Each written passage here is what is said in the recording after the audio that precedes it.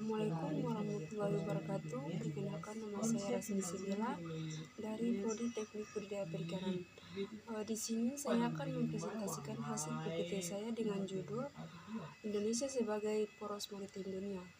Kepulauan Indonesia membentang di perairan tropis antara Samudra Hindia dan Pasifik dan dari Asia Tenggara hingga Australia Utara.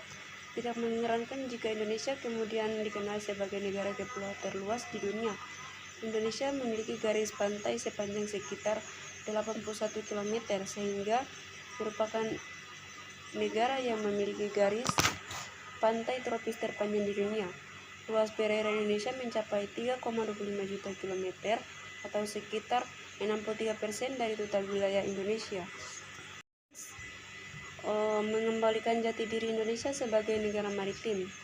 Fakta sejarah menunjukkan bahwa nenek moyang bangsa Indonesia adalah Pelaut Ulung. Penemuan situs prasejarah dan data sejarah kebaharian Nusantara membuktikan bahwa nenek moyang bangsa Indonesia dengan kalau teknologi perkapalan yang dimiliki pada zamannya sudah mampu mengarungi samudera luas, lintas benua melalui aktivitas pelayaran dan perdagangan. Meski demikian, karakter kepulauan dari wilayah Indonesia telah memberikan akses yang sangat mudah bagi pengaruh bangsa-bangsa lain. Selanjutnya, Indonesia menuju poros maritim dunia. Indonesia memiliki era baru dalam sejarah setelah mendeklarasikan diri sebagai poros maritim dunia atau PMD.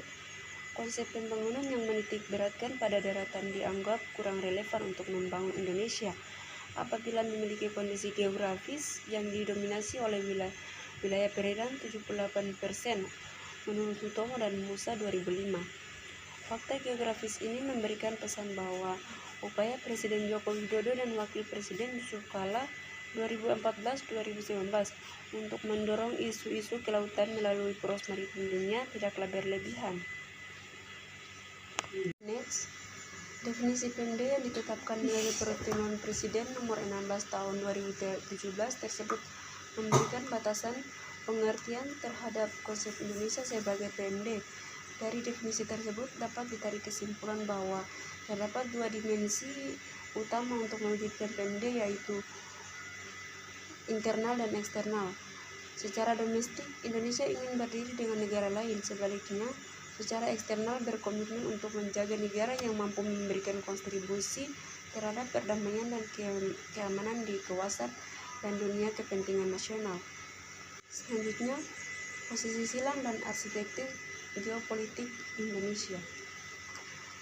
Sebagai sebuah negara kepulauan, Indonesia memiliki posisi yang strategis di kawasan Asia karena tidak terletak di antara dua benua, yaitu Asia dan Australia, serta dikelilingi oleh Samudra Hindia bagian selatan dan Samudra Pasifik sebelah utara. Indonesia juga berada di jalur utama laut yang membentang dari Samudra Hindia sampai dengan Samudra Pasifik. Di samping itu, Indonesia memiliki keunggulan sebagai pemilik garis pantai terpanjang kedua di dunia setelah Kanada. Secara keseluruhan, Indonesia memiliki luas perairan seluas 5,8 juta kilometer persegi yang terdiri dari 3,1 km wilayah laut di teritorial 12 mil laut dan 2,7 juta kilometer wilayah perairan di zona ekonomi eksklusif atau Z 12 sampai 200 mil laut. Irian Toel 2015 apabila dibandingkan dengan wilayah darat, Indonesia memiliki wilayah laut yang lebih luas karena mencakup lebih dari 50% wilayah perairan. Selanjutnya, kesiapan Indonesia sebagai poros maritim dunia. Lokasi geografis suatu negara sangat mempengaruhi para pengambil keputusan untuk menentukan arah kebijakan negara dengan melihat dan mempertimbangkan nilai lebih dari tantangan sehingga potensi ancaman dapat diantisipasi dan diminimalisir. Nilai lebih tersebut dapat dimanfaatkan untuk keuntungan yang sebesar-besarnya bagi masyarakat. Dalam melihat PMD, analisa konteks geografis yang sangat terkait dalam memberikan gambaran latar belakang para pemimpin negara Indonesia dan memformulasikan kebijakan berdasarkan atas kondisi geografis. Membentuk geografis seperti gunung, pantai, lembah, dan gurun pasir membentuk karakteristik suatu negara. Selain itu, lokasi geografis juga merupakan salah satu faktor yang menentukan posisi suatu negara di kawasan. Peran diplomasi maritim dalam mendorong Indonesia sebagai poros maritim dunia.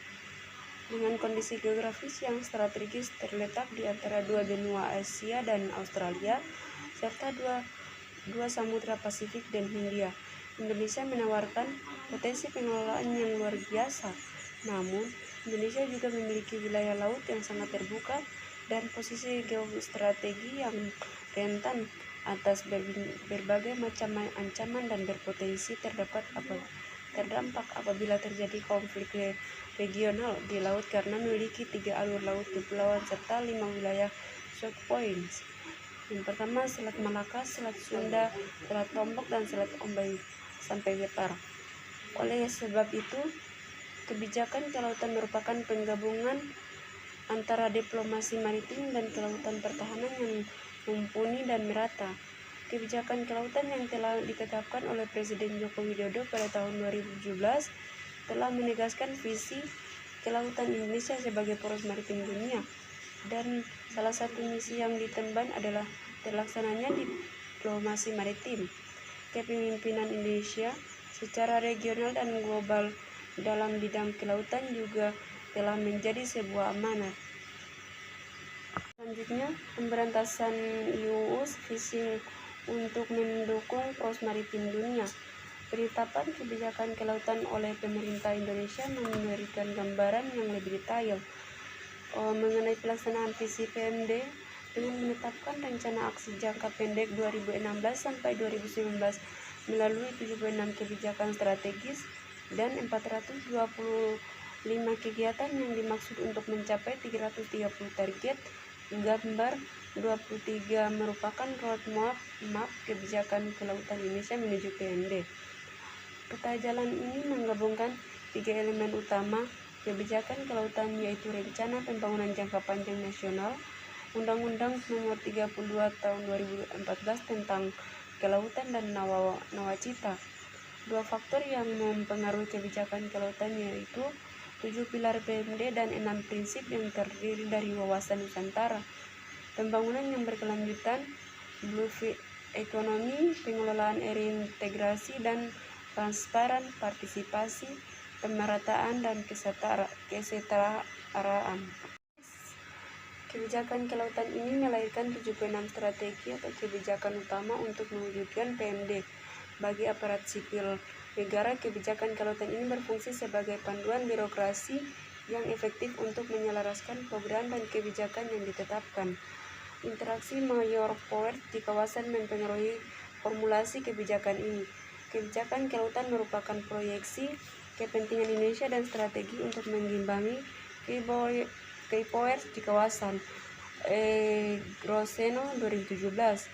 Beberapa konsep yang dikenal dengan negara-negara berarti seperti on a belt and on a road dari China dan open and free in Indo-Pasifik, serta kehadiran Amerika Serikat di kawasan memberikan narasi yang gamblang terkait dengan kebijakan negara besar untuk mencapai dan memperluas kepentingan nasional mereka. Itu saja hasil dari PPT saya. Sekian dan terima kasih. Wassalamualaikum warahmatullahi wabarakatuh.